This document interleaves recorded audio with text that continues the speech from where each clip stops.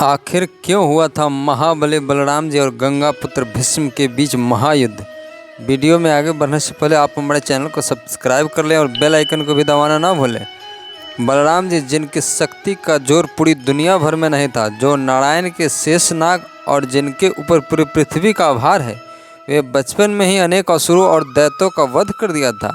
उनके हल में इतनी अधिक शक्ति थी कि वे पृथ्वी को पलट सकते थे। दूसरी तरफ गंगा पुत्र भीष्म, जिन्हें इच्छा मृत्यु का वरदान था, वे महान योद्धा के साथ साथ अपने वचन के लिए भी प्रसिद्ध थे। वे अपने पिता के लिए आजीवन ब्रह्मचर्य का पालन कर भीष्म प्रतिज्ञा किया था, इसलिए उनका नाम देवव्रत से भीष्म हो गया था।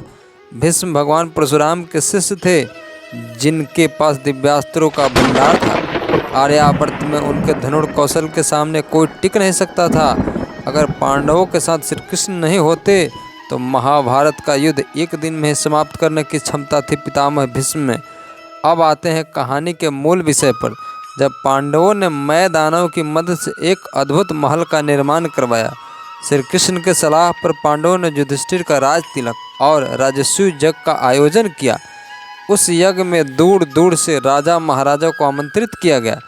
द्वारिका से बलराम जी और हस्तिनापुर से दुर्योधन समेत शकुनी गंगा पुत्र भीष्म भी पधारे थे। राजमहल घूमते समय पानी को स्थल समझकर दुर्योधन जल में गिर पड़ता है। द्रौपदी अपनी दासी समेत वहीं खड़ी रहती है।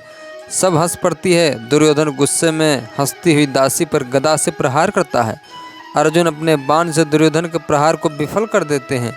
दुर्योधन और क्रोधित हो उठता है और तेजी से उस दासी की ओर बढ़ता है। अर्जुन उसे बर्फास्त्र से जमा देते हैं। दुर्योधन हिलडुल नहीं पाता है। वह मदद के लिए अपने गुरु बलराम जी को पुकारता है। बलराम जी हल फेंककर अर्जुन पर प्रहार करते हैं। इसी बीच भीष्म अपने गदा से बलराम जी के हल को रोक देते हैं। गुस्से में बलराम जी गदा लेकर भीष्म को रणभूमि में आने के लिए ललकारते हैं। भीष्म इस बात के लिए वचनबद्ध थे कि जो कोई उन्हें युद्ध का आह्वान देगा, चाहे वह भगवान ही क्यों न हो, वे रणभूमि में कूद पड़ते थे। दोनों के बीच गदा युद्ध शुरू हो जाता है।